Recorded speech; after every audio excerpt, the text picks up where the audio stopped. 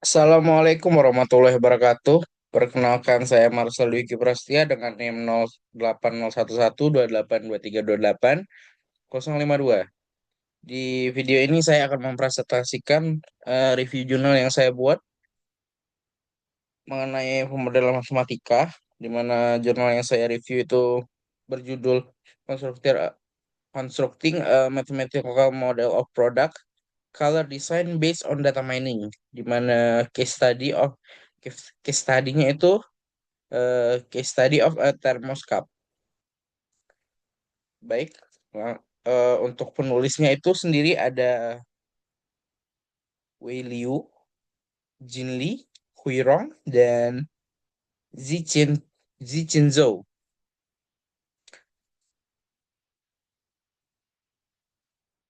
Untuk latar belakang dari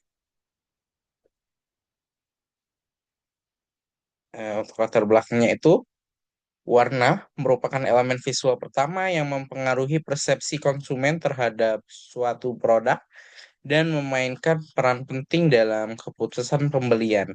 Namun dalam praktiknya, pemilihan warna produk itu sering masih dijadikan i- didasarkan pada intuisi desainer atau tren umum, bukan pada data objektif mengenai preferensi konsumen.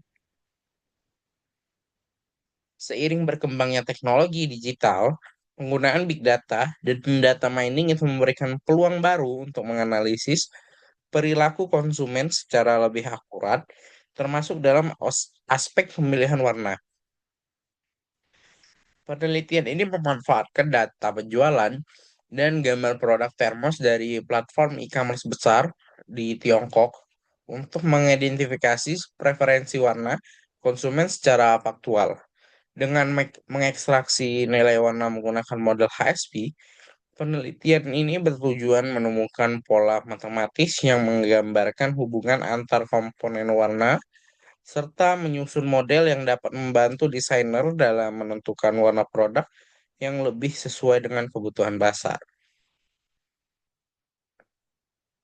Untuk tujuan penelitiannya itu yang pertama mengidentifikasi preferensi warna konsumen berdasarkan data penjualan, di mana peneliti berhasil mengumpulkan ribuan gambar produk termos dari dua platform e-commerce terbesar di Tiongkok, yaitu Tmall dan JD.com.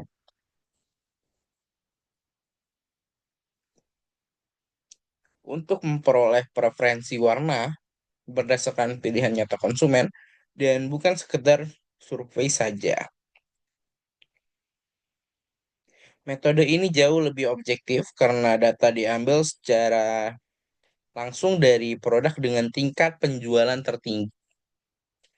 Yang kedua itu mengekstraksi warna produk berdasarkan model HSP, di mana pada penelitian ini menggunakan ekstraksi warna melalui Adobe Color dan perangkat tambahan untuk mendapatkan nilai HSP dari setiap produk.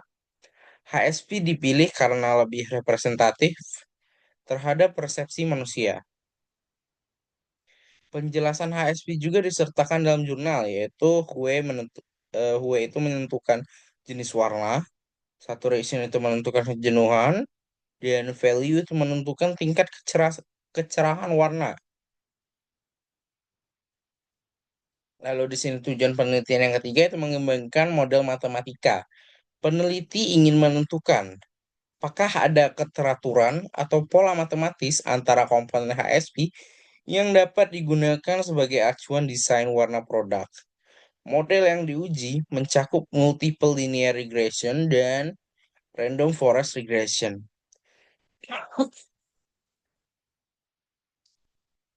Lalu yang keempat itu menyediakan pendekatan baru untuk mendukung desainer.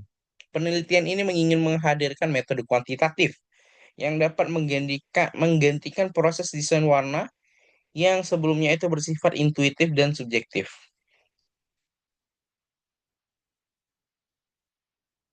Lalu untuk metode penelitiannya itu sendiri, yang pertama pengumpulan data dengan data mining.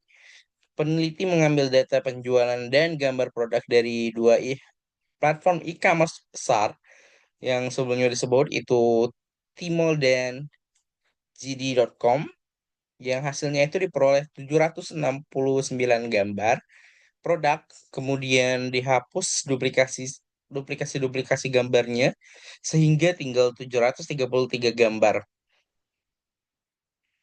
Produk kemudian dikategorikan menjadi 4 kelompok utama seperti pada gambar berikut. Dapat dilihat pada gambar ini, untuk kelompok pertama itu ada single color yang memiliki 307 gambar, two color 161 gambar, gradient itu 4, dan pattern knit itu 261.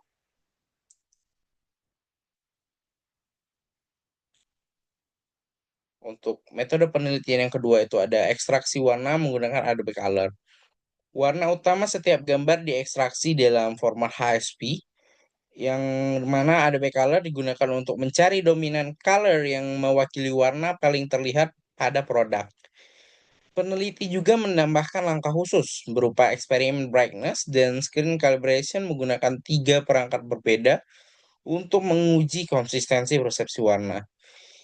Yang mana hasilnya itu dapat dilihat dari beberapa sampel pada tabel yang saya tunjukkan. Contohnya saja itu pada sampel pertama di mana ini H-nya itu H dengan screen luminance 0%, itu 348%, 348.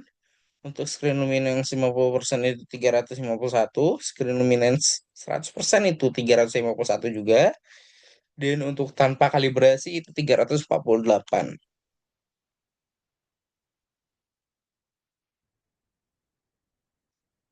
Lalu untuk yang ketiga itu visualisasi data warna.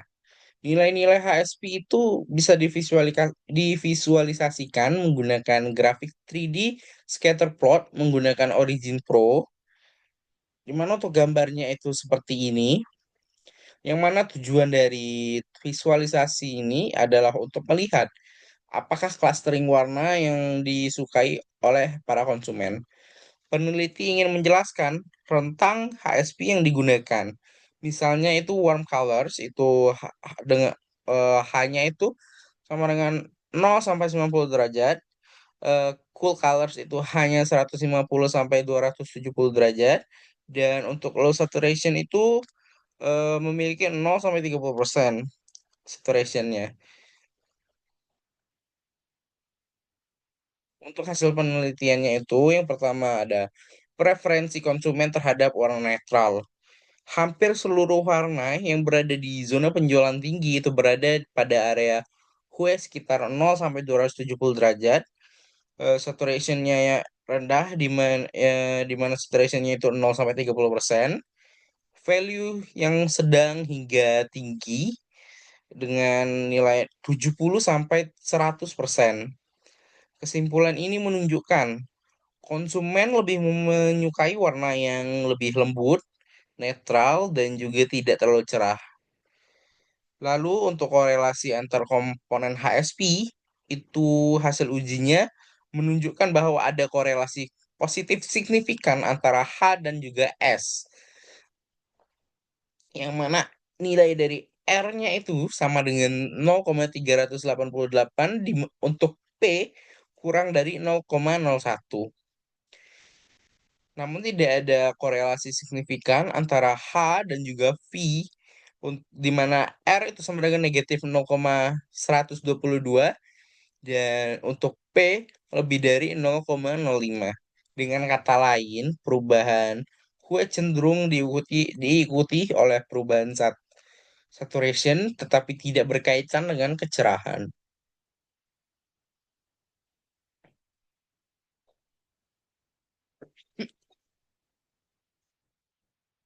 Selanjutnya itu ada pembangunan model matematika. Yang pertama ada perbandingan model regresi di mana peneliti itu membandingkan dua jenis model. Yang pertama itu multiple linear regression dan yang kedua itu random forest regression.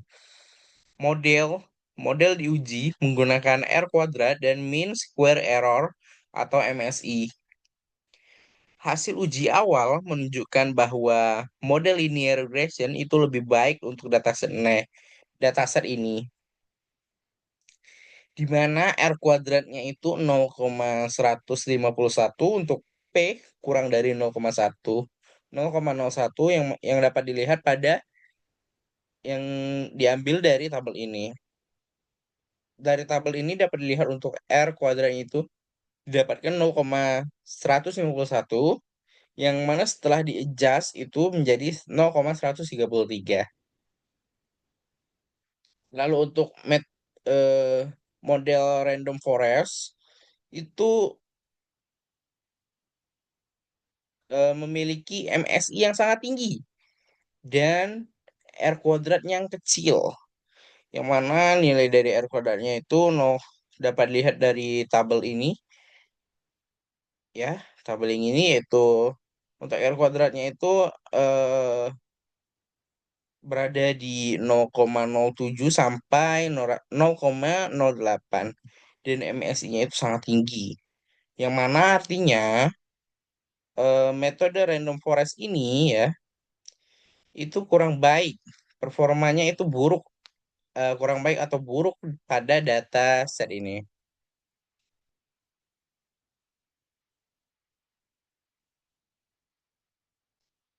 Lalu untuk model regresi linear, model matematis yang dihasilkan itu adalah H sama dengan B0 ditambah B1S ditambah B2V dengan hasil regresi B1 untuk S yang signifikan, B2 itu untuk V yang tidak signifikan.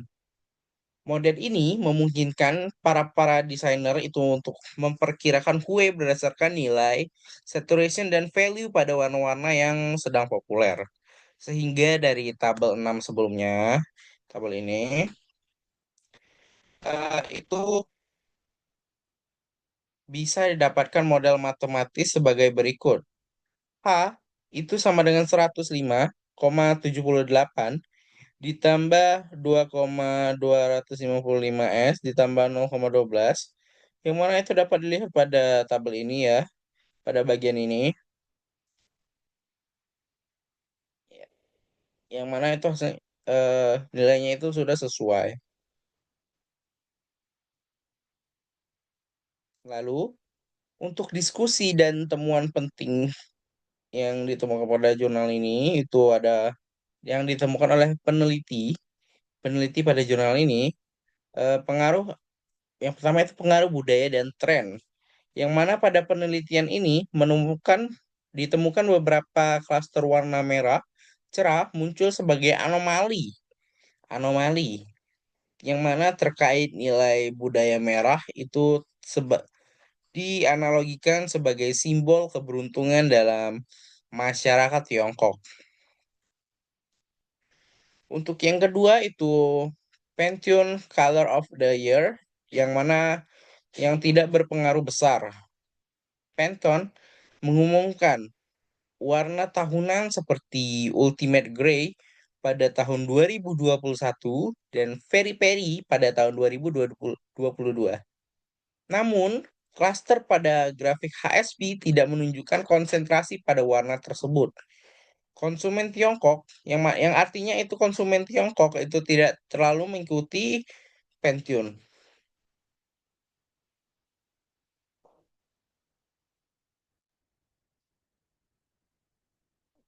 Lalu dilanjutkan dengan kelemahan penelitian. Peneliti menyebutkan beberapa limitasi pada metode metode yang dia gunakan pada penelitian yang dia lakukan. Yang pertama itu akurasi ekstraksi warna itu dipengaruhi oleh perangkat dan cahaya. Meskipun dilakukan 3 eksperimen, tetap terdapat perbedaan akibat kalibrasi perangkat. Oleh karena itu, hasilnya itu harus ditafsirkan secara hati-hati. Lalu yang kedua itu ada faktor demografis yang tidak dapat dianalisis. Karena keterbatasan privasi data, penelitian tidak bisa meninjau preferensi berdasarkan usia, kelamin, budaya, dan tingkat pendidikan. Lalu yang ketiga itu jumlah sampel itu cukup besar tetapi tidak masif. Yang mana pada model prediksi ideal membutuhkan puluhan ribu sampel. Namun data ini hanya ratusan sehingga model ini lebih bersifat deskriptif dan bukan prediktif. Untuk kesimpulan penelitiannya, itu penelitian ini berhasil menunjukkan bahwa konsumen lebih cenderung memilih warna yang netral dengan dengan saturation yang rendah dan value yang tinggi. Lalu yang kedua itu Hue berhubungan signifikan dengan saturation tetapi tidak dengan value. Yang ketiga itu model regresi linear eh, lebih sesuai untuk hubungan HSP produk termos dibandingkan dengan random forest. Lalu yang keempat itu metode berbasis data mining dapat membantu desainer dalam memilih warna yang lebih sesuai dengan preferensi pasar saat ini. Penelitian ini memperkenalkan pendekatan baru yang lebih ilmiah dibandingkan intuisi tradisional dalam desain warna.